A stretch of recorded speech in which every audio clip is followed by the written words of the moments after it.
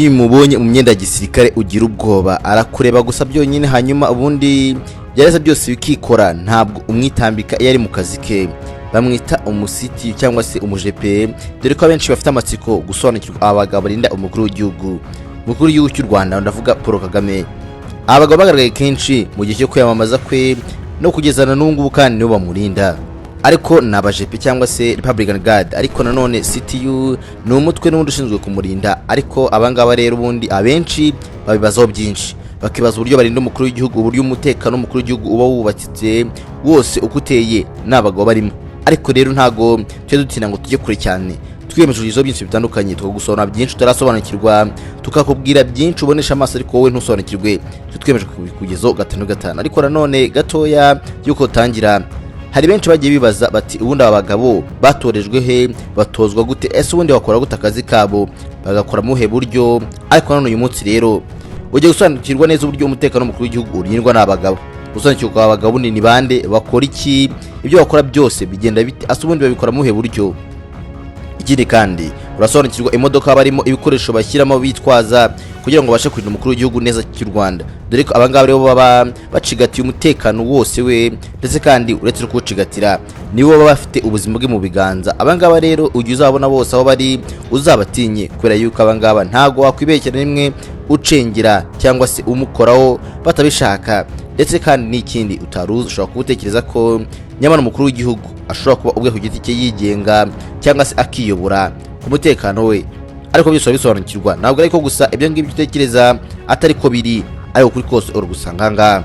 Dore ko abenshi rero mu gihe cyo kwiyamamaza abagabo bacika imbuga nkoranyambaga cyane bavuga Ctu ubundi ni bantu ki, Ctu ubu ngubu bose turabibazaho byinshi, ariko nyamara uyu munsi muri kiganiro twaje kugira ngo ubashe gusobanukirwa, dore ko hari byinshi udasobanukirwa. Cyane cyane abenshi mukunda kugira impaka zijyana n'umutekano w'umukuru w'igihugu, ariko nyamara iyo wifashishije ibitabo bimwe na bimwe urasoma, ndetse kandi n'amakuru amwe n'amwe urayabona kandi bigakunda. Ariko rero uyu munsi kubera kugira ngo tuzakurushya kora subscribe hano, like, share ndetse na comment, uro kugira ngo ubashe kubona ibintu byacu bya uyu munsi kandi n'amakuru atakuvunnye ubashe kuyabona, ubundi tuze dusasana tumenye ibyihariye ku mutekano w'umukuru w'igihugu. Ariko nanone n'abagabo bamurinda ubundi bawurinda bate, ase ubundi babikora gute, mu buruhe buryo? Nanone izi modoka batwara zo ziteye zite?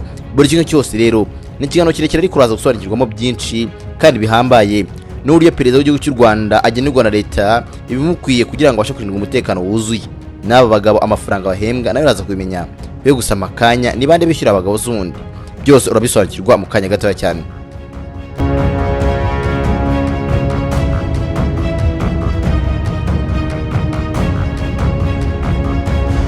Ubundi umukuru w'igihugu ase ni umutungo uba ari uw'igihugu, niwe muntu uba ukomeye mu gihugu, ni umuntu w'ingenzi mu gihugu, niwe muntu uba uyoboye abandi ku ruhembe rw'imbere kugira ngo igihugu gitere imbere. Twajya mu Rwanda bikaba akarusho, ni Perezida Paul Kagame yahagaritse jenoside yakorewe abatutsi, atuma igihugu kibohora. Igihugu imyaka 30 irashize, ahigejeje kuri byinshi. None uyu munsi hari abifuza ko agomba kutuyobora, bari mu matora bashaka kugira ngo atuyobore, yewe no byinshi bitandukanye bivugwa ndetse bigiye bitandukanye. Ariko nahubwira ko ari mu barindwa cyane kandi bitabwo umunsi kundi, hakoreshejwe ibikoresho bitandukanye, harimo nk'ibikoresho bya gisirikare kugira ngo umutekano ube umeze neza. Nahubwira ko nka perezida bakomeye ku isi nka Perezida wa Leta Zunze Ubumwe za Amerika, uyu ngatabwa amafaranga menshi cyane ku munsi kugira ngo umutekano we ugende neza, cyane cyane ku modoka abamurinda ndetse n'intwaro agurirwa kugira ngo zibashe kurinda umutekano we. Yo ugashyiraho n'ikoranabuhanga rihambaye abakoresha baba batagaragara aho hafi aho baba bari gukoresha. Ibi byose ni bitwara amafaranga, ariko uretse n'ibyo abasore b'imyitozo ihambaye bakoze bimwe bita ku mwitozo wo kubasha kurinda umuntu nka Perezida, nabo barahembwa ukongero byinshi bitandukanye. Ibi byose ni bitwara amafaranga umukuru w'igihugu, cyane cyane mu mutekano. Ariko nyamara hari byinshi mwese mwibaza mutarasobanukirwa, ntago babasha gusobanukirwa Perezida w'igihugu cy'u Rwanda umutekano w'uburyo wubakitsemo, ndetse kandi nutanga amabwiriza, ndetse kandi umuntu amenye ngo ubundi uyu mutekano urindwa gutya, izi modoka zimwerekeza uko zigenda zikurikirana ubushobozi bwazo nubuhe, ase ubundi zikurikirana mu buryo uko uzabona izi modoka zikurikiranye. Ntabwo izi modoka uko zigenda burya ari ugupfa kugenda gusa ngo zigende ku murongo uko ziboneye, zifite ibyiciro zigendamo, ndetse kandi n'intwaro ziba zitandukanye, yewe ndetse n'ibyo ngibyo kandi n'abazimo nabo batandukanye n'imyitozo yabo ndetse ibihambaye ariko nayo ibitandukanye kugira ngo babashe kuzuza inshingano zabo za buri munsi zo kurinda umukuru w'igihugu. Rero uyu munsi rero twemeje ngo tuwe kuri izi modoka zinda perezida ndetse n'umutekano uko bakitse n'uburyo hambaye tumenye ubundi perezida w'igihugu cy'u Rwanda arindwa ate, intwaro ziminda nizihe, asubundi abangabo batozwa ndetse kandi banatorezwa hehe baza kurinda umukuru w'igihugu kugira ngo bakwemere kuba warinda umuntu uyoboye abandi mu gihugu cyose nk'igihugu cy'u Rwanda kigeze kure cyiyubaka ku buryo bakwizera umutekano w'urinze ukaba umeze neza. Akanya byose tubigarukeho cyane. Igisirikare cy'u Rwanda gitangwa gutumirwa hirya no hino mu bihugu bitandukanye kugarura umutekano, oni biriyongera cyane. U Rwanda rujya mu butumwa bw'amahoro cyane ku isi ndetse ahantu hatandukanye.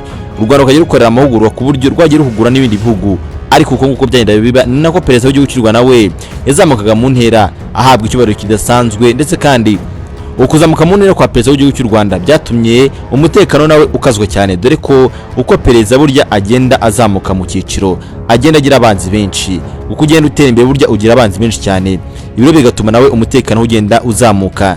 Noneho rero byagera hanze y'u Rwanda bikaba kandi karusho. Icyo cyubahiro cyose bamuhagara byatura kuko igihugu cy'u Rwanda gikomeye mu bijyanye n'igisirikare, dore ko benshi nk'uko nabivuye mu kiganiro cyashize, benshi bashize amanga bavuga ko u Rwanda ruri mu bihugu bifite igisirikare gikomeye, ariko nyamara kubera ko rudakunze kuvuga byinshi bijyanye n'igisirikare cyarwo ngo bijye hanze ntabwo bigaragara.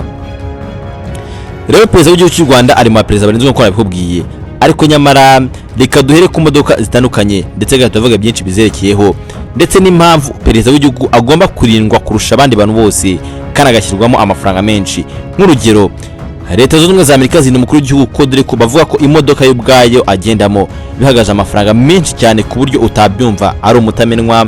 Indege byose nakubwira amafaranga agenda ku munsi naho kanya.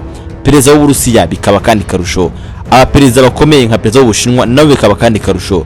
Rero na perezida w'igihugu cy'u Rwanda nawe ari muri abo ngabo bakomeye.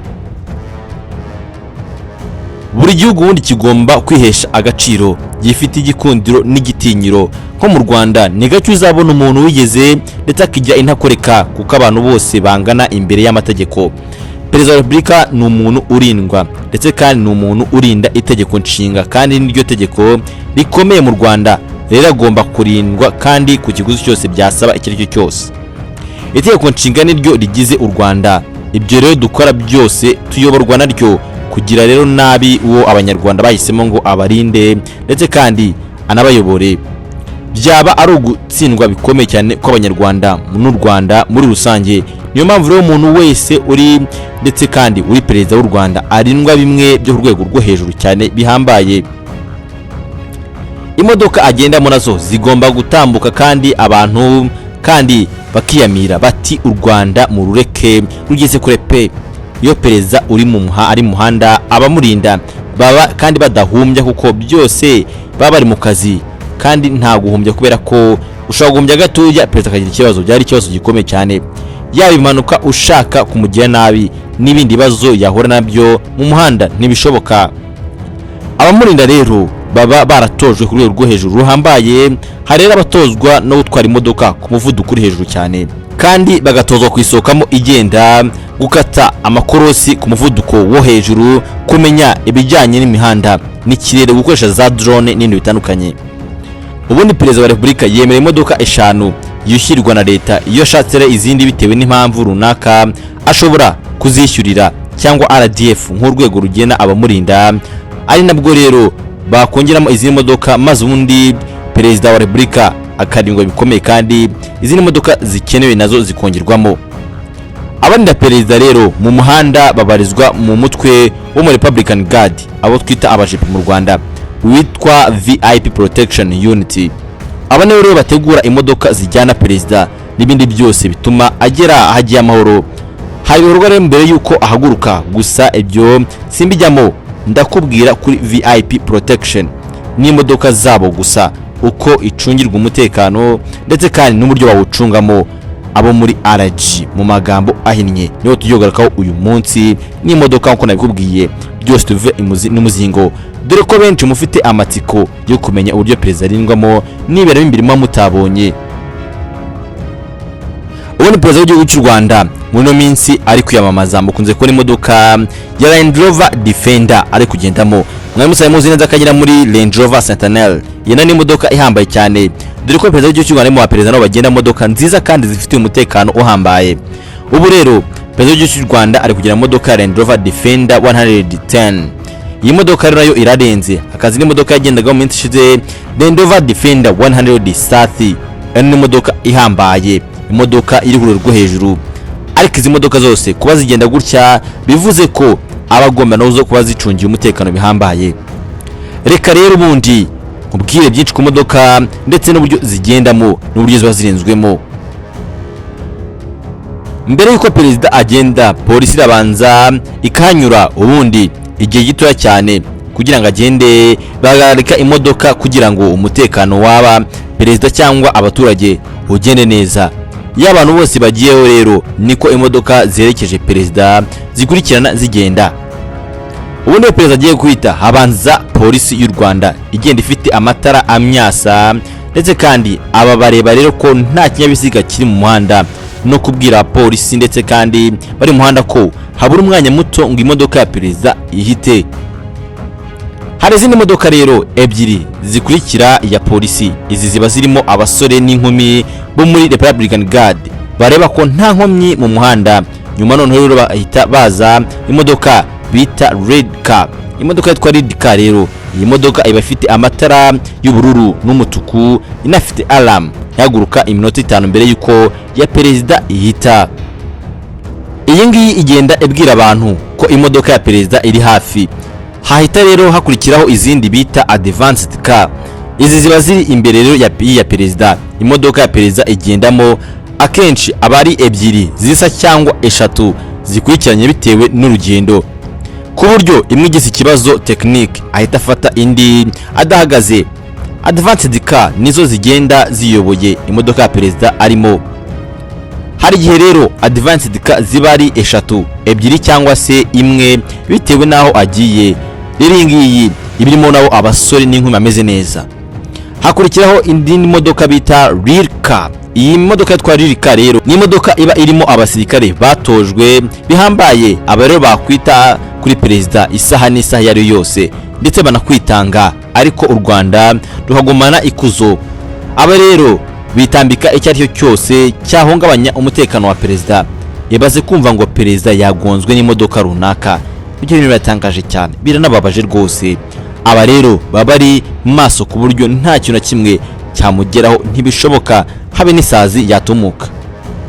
Nyuma yayo rero hazindi modoka zitandukanye harimo abaganga, abashinzwe ikoranabuhanga, ikipe yo muri Presidence ikora imirimo itandukanye, ikipe y'abanyamakuru, ambulance, imodoka ikurura izindi mu gihe haba hari yapfiriye mu muhanda n'izindi ku murongo. Gutyo w'imodoka usozwa n'imodoka ya polisi n'ubundi. Perezida abafite abasirikare bahagije batojwe ku buryo niyo yagabwaho igitero ari mu muhanda. Ibyo mu Rwanda ntibyakunda, ariko murabizi kubera ko ibikorwa mbere yuko ajya mu nzira ndetse kandi hari byinshi banze gukorwa. Ikindi kandi agomba kubanza kuba yacungiye umutekano mbere yuko agenda. Ibyo mu Rwanda ntibyakunda rwose, kandi mwibuke neza ko u Rwanda burya rurinzwe. Gusa bibaye abasirikare be bakwirwanaho n'uwari we wese mpaka haje ubufasha buhambaye bwo kubafasha. Icy'ingenzi ariko wamenya nuko Perezida Kagame ashyira umuturage imbere.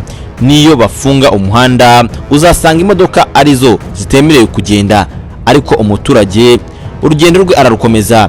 Yari kugenda n'amaguru, abari ntavogerwa. Hari ikintu abantu bibeshya ngo umuturage yibeshye akambuka umuhanda, imodoka za perezida ziri gutambuka bamurasa.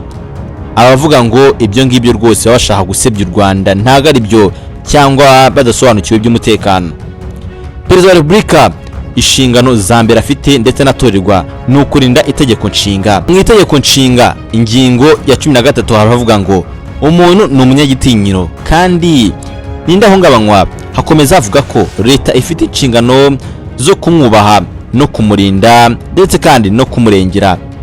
Perezida n'abamurinda ibi barabizi cyane. Ikindi nawe kandi uramutse wambutse kandi ubizi neza ko perezida aje haba hari ikindi ushaka, icyo gihe rero baragufata kandi ugahatwa ibibazo mu gihe bigaragara ko nta mugambi mubisha wari ufite.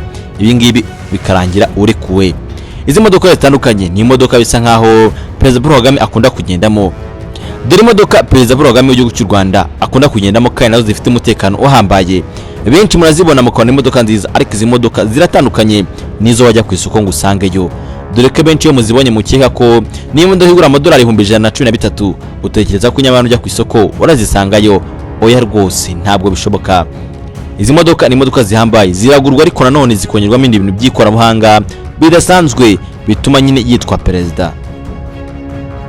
Ubu ni Perezida w'igihugu cy'u Rwanda Paul Kagame agena modoka eshatu zizwi neza zitandukanye. Ni izo modoka zigezweho kandi zihambaye zicungiye umutekano. Hari imodoka ya mbere bita Range Rover Centennial SUV. Ni imodoka yakunze kugenda imodoka yagiraga ebyiri zisa ariko zimaze igihe nizo myaka yo hambere. Ariko nanone ni imodoka nshyashya n'ubundi kuko n'ubundi ziracyakoreshwa kandi ziracyafite umutekano uhambaye, dore ko azigenda muri rimwe na rimwe. Ariko ni Perezida w'igihugu cy'u Rwanda nyuma yaje kugura imodoka bita Cadillac Escalade SUV Platinum yakoze mu 2017. Nayo ni imodoka yagaragaye, ariko imodoka yari izi neza ko ishobora kuba atayifite, ariko yari ayifite. Imodoka ihambaye nayo ifite umutekano uhambaye. Mu 2024 rero hagaragara imodoka Land Rover Defender 130 Outbound. Iyi modoka nayo yitwa Land Rover Defender 130 Outbound. Ni imodoka nayo nshyashya mu 2024, ariko nanone cyaje gutangaza benshi.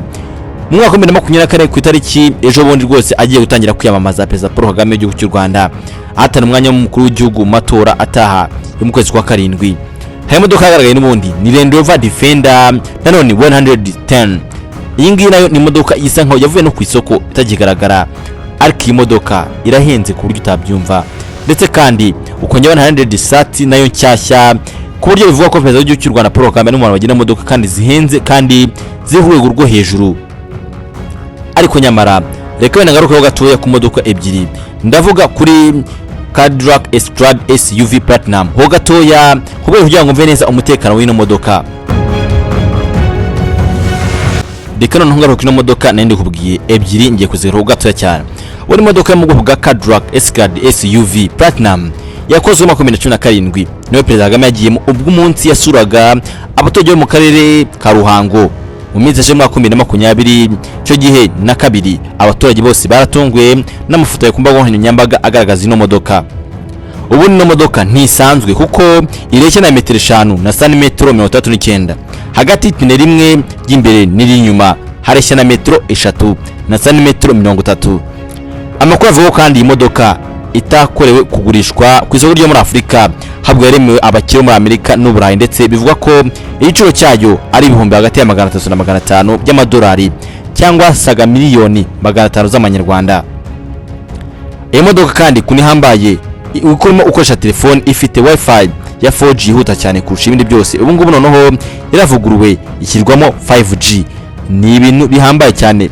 Iyi modoka kandi yiguzwe ku isoko burya ntago ikoreshwa nkuko ubitekereza gikoreshwe na Perezida. Oya, ahubwo ino modoka irabanza ikongerwamo ibindi bikoresho bihambaye byaginewe umuntu w'urwego rwa Perezida nyine, ikajyamo imbunda kandi ikaba bulletproof ku buryo kuyituritsa bigoye rwose, ku buryo kandi ibiro byayo byongera bakongeramo ibindi biro ku buryo kwiterura n'igisasu bitakunda, ku buryo kandi aho yagenda hose mu bitaka ndetse no mu byondo ibasha kuvamo. Ni imodoka ifite ubwirinzi budasanzwe, dore ko imbere igendana ubwiherero akeneye kugira ikindi kinakora byose cyane rwose. Nabwo kandi imodoka Perezida ari mu rugendo nta kwirirwa yirushya, yajyamo ubundi agakora ibyo ashaka byose, harimo no gukoramo inama ndetse kandi no kuyagomeza akazi ke gukora ari muri no modoka. Nayo irahambaye cyane. Utwo nduke cyane nkubwiyeho, ariko nanone reka tugere ku indi modoka nanone Land Rover Defender ho gatoya nayo kubwiye byinshi bigize n'ukuntu iteye kugira ngo ubwoko bwa Perezida imodoka agendamo n'uburyo zihambaye. Izi modoka zose ariko ziba zihetse imbunda ku buryo Perezida yagize ikibazo kiba yakwirwanaho. Tugiye kuri modoka n'ubundi ya Land Rover Defender Outbound 130 yagaragaye, ariko ngo ari kwiyamamaza akoresheje Land Rover Defender 110. Ubundi modoka yagaragaye bwo hari mu mukino ya Basketball Africa League niho yagaragaye na modoka ya Land Rover Defender, ariko benshi bahita batungurwa. Ubundi modoka Perezida Kagame yakozwe mu 2024 ndetse kandi ifite umwihariko ukomeye cyane. Iyi modoka iri mu bwoko bwa SUV kandi ino modoka yabanye icyubahiro gusa.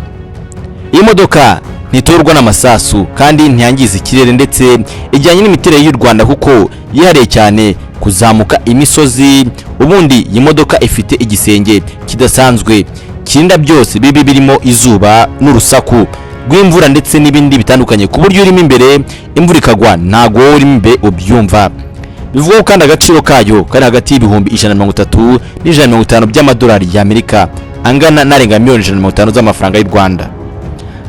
Benshi mu babonye imodoka bashimye cyane ibara ryayo ry'umukara n'ukuntu ikoze, kora ko imodoka nujya kureba neza asanga ifite urwego inyuma akaba gafunze cyane na box, ku buryo hagize ikiba hari wazamuka hejuru akajya kureba icyabaye.